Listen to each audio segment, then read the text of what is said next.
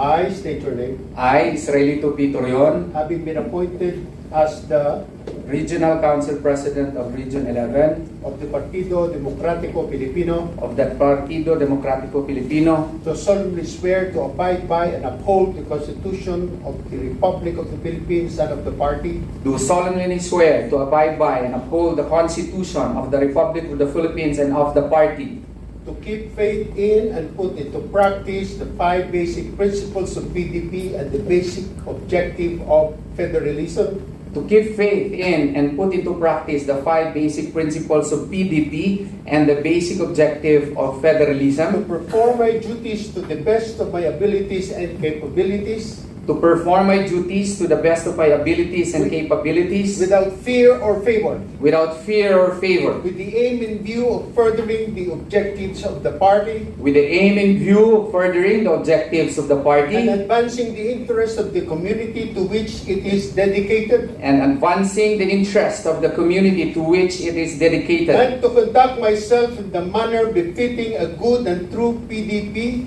and to conduct myself in a manner befitting a good and true PDP, so as to bring honor and prestige to the party, so as to bring honor and prestige to the party, and that I take this pledge without mental reservation or purpose of evasion. and that I take this pledge without mental reservation or purpose of evasion. So help me God. So help me God. Congratulations. Thank you.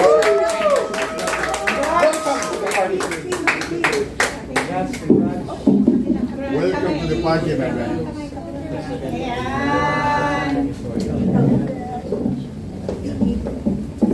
Let's proceed to the pinning, official pinning kay Attorney Torion. Alam nyo, one of the original members of PDP now, PDP now, is Kabig Vic Garcia. Yes. So may I ask him to be the one to pin? Aww. Come on! Ito, kasabay-sabay ko ito. Tagal na kami sa ating magkakilala ni Sir Pitpit. Mga bata pa kami nung araw. Oo nga eh. Tagal na kami. Nakainom lang ako ng Fountain of Youth.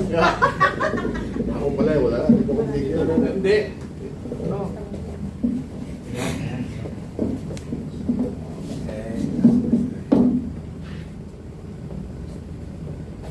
Ayan.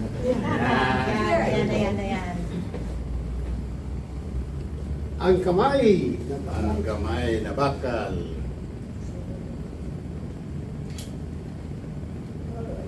Thank you. Salamat kayo. Salamat. Okay, Salamat. congratulations. Para po sa kanyang pagtanggap, bigyan natin ng pagkakataon na marinig muli ang atin po talagang pinagmamalaki sa Region 11, Attorney Israelito Torion. Ka Israelito. Assalamualaikum warahmatullahi wabarakatuh. I am Attorney Israelito Bobet Torion. First, the gratitude. I would like to thank the founders of the PDP Laban. It has always been one of my dream in life to be part of this illustrious organization. I remember then Senator Nene Pimentel watching him on TV and espouse doctrines such as federalism, which really have been implanted within my system.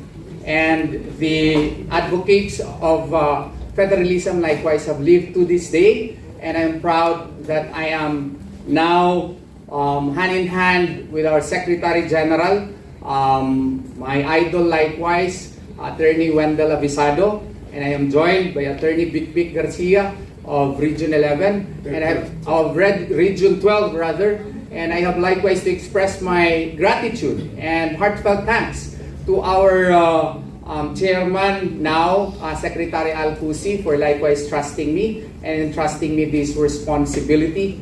And I would like also to express my heartfelt gratitude to the national officers of the PDP Laban who are here with us. You have seen the beauteous and very beautiful and active Ma'am Pen, our equally attractive chairperson of the membership committee, in my kumare na nandito ngayon, si Attorney Yvette Contacto. Thank you very much, and the staff of the IDP, thank you for all your trust in me.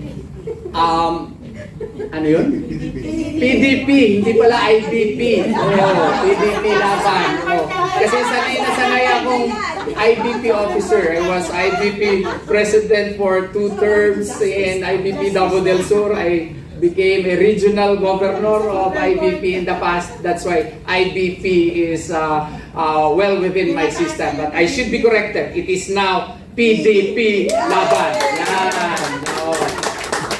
And what is the future of Region 11 under my leadership? I pray to Allah subhanahu wa ta'ala that He will guide me towards strengthening more the PDP laban in Region 11. I know much is expected in Region 11, and it will be one of my mission and objective to reach the more than 92% vote for VP Sara Duterte in the 2028 elections.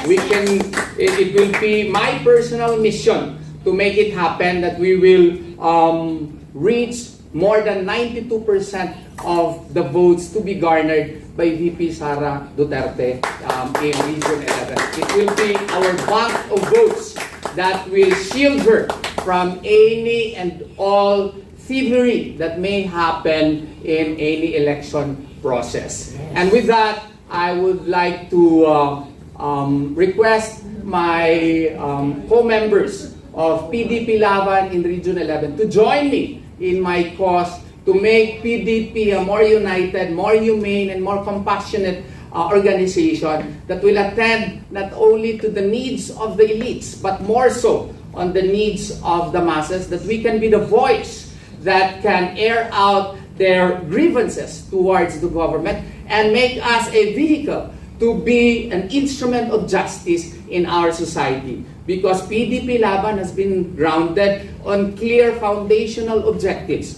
And as officers and members of PDP, it is our bounden responsibility to be the bridge between our goals and objectives in order for those to become realities. Much is expected from us, and much should be done by us to realize all our objectives. Kailangan may aksyon, hindi lamang puro salita.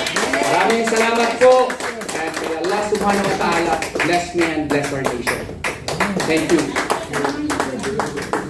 Maraming salamat kay Israelito Torion, attorney.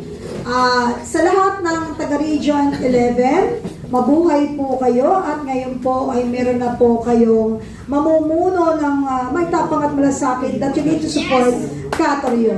Okay po? Kakagalak na i-announce sa iyo, mahal pala talaga ako ni Senator Bongo. Darating daw siya ngayon. Maraming salamat po, Senator Bongo.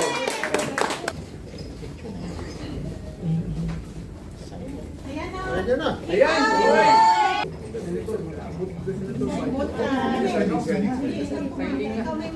Okay. Lakas ko naman kay Senator Bongo.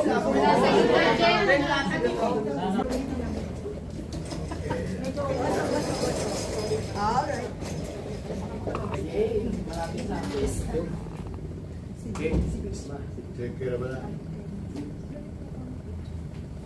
Para check kaya ito lang, Bin. O lagi? Ako po sila man. Yay!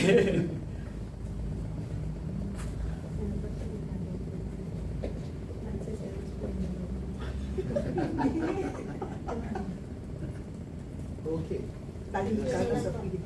Ayan, okay, harap. Ay, yes.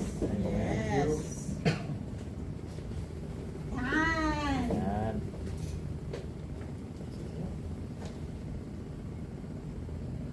Okay. Tama o? Oh. Puso. Art, malasakit. Art. Ganito. Maternity. Alright. Yan.